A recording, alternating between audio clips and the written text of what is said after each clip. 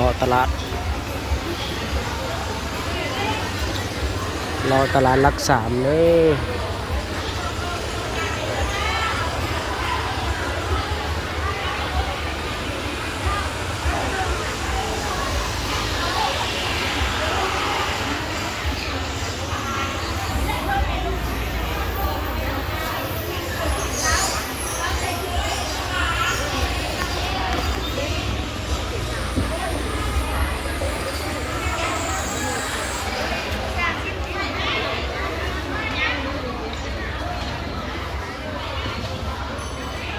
มาเชื่อแล้วคนเริ่มเมื่อแล้ว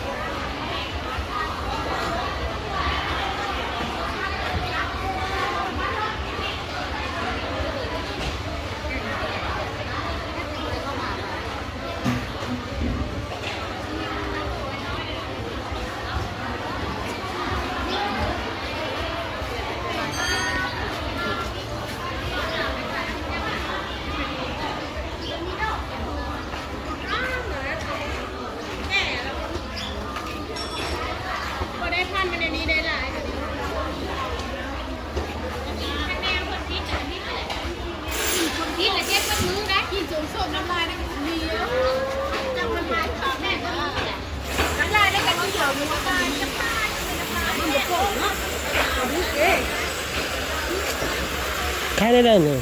3 โล 10อันนั้นถุง9,000 9,000เนาะชั่วโมงบ่เป็นแล้วนะถุงเนี่ยเอาทงหนึ่งมือยัง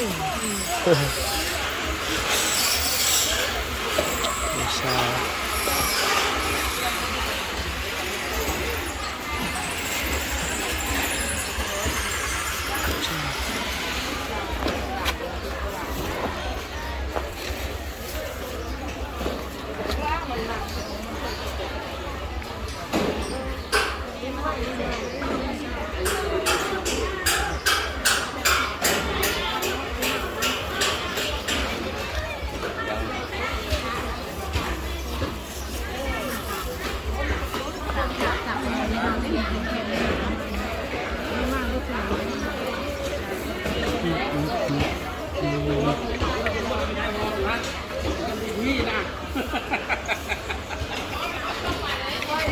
ไปห้องมันจะลิ้นพันเดี๋ยวจะม้วนกันเดียว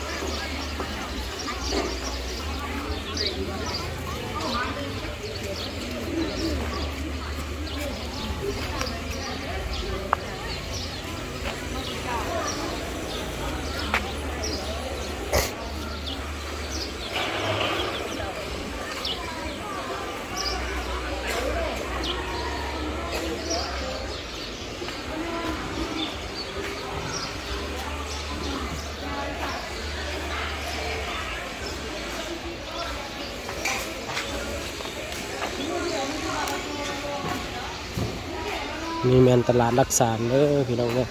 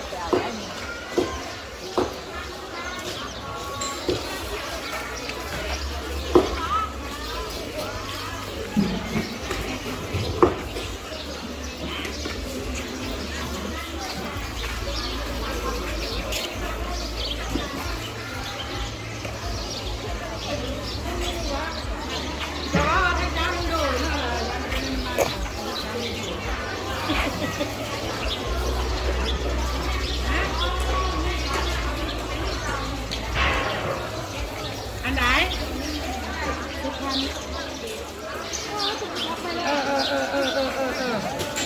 เพราะว่าล็อกเพราะว่าคุณจะได้ขนไปส่งมึงจะละน้อยได้เพราะว่าได้ใช้รถจักรขนก็ตั้งกระล็อกไว้กูแต่งไว้เดี๋ยวจะให้ผัวกูมาคนเอาไปส่งเป็นน้ำฟ้าทะลุโอเคเดี๋ยวจะเขียน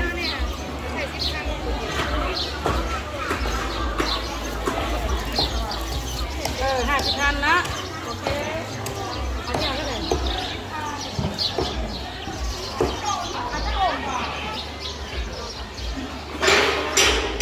เป็นแพงเด้อเปล่าดูเลยโล50โอเคอย่านี้จ้ะฮะ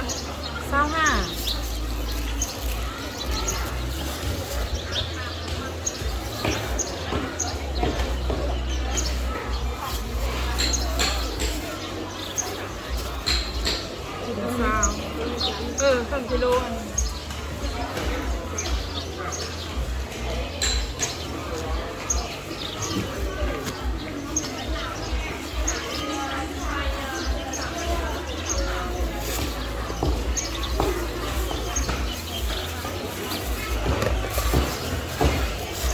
นั่นละ20,000ลูก ที่นี่เช้าหาปะ อันนี้25ขาดเนี่ย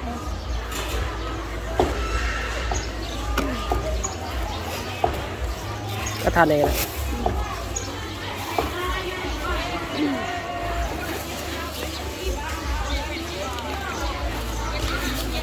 อันนั้นทุ่งน้อยเท่าไหร่น้ำจะนั่ง 3,000ของยาย5,000ลูก เอาทุ่งน้อย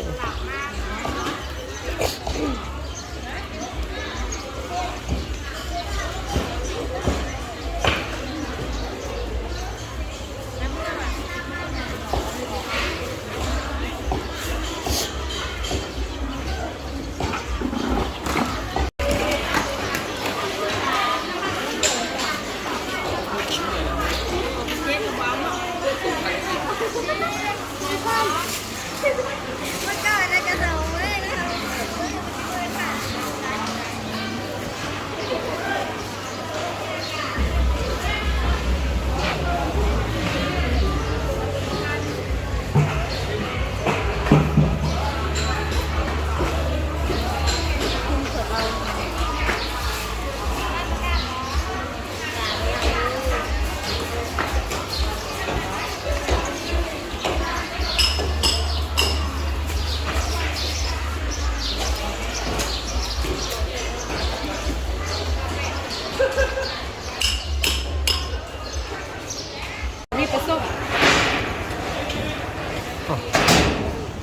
ก็ให้ซื้อปลาสมหรือปลาเค็มมัน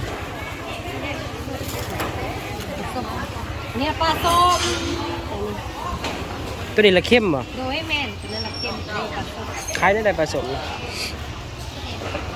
โลละแสนคือกัน เอาทำชาวพันธุ์ก็ได้ว่ะ ได้ เอาชาวพันธุ์ สามสิบน่าจะได้ปลาสีมีแต่นักก็มีสิบพันสามพันเนาะ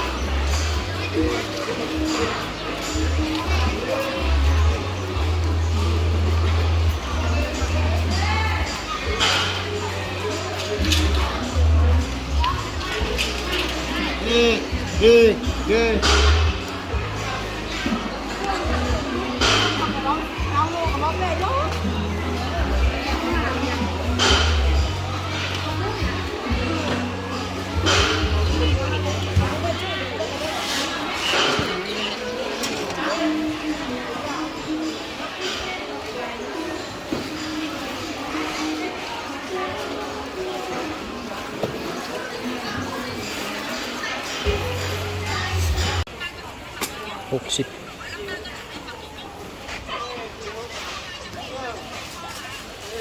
ได้60,000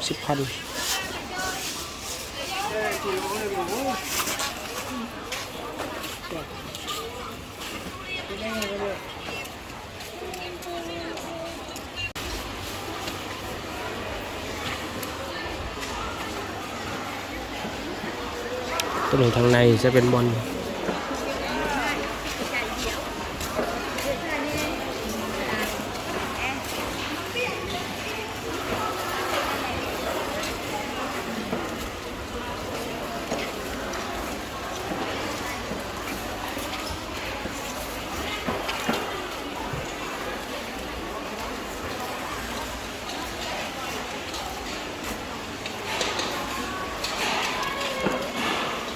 ตัวนี้ขายได้หลายตัวน้อยนะ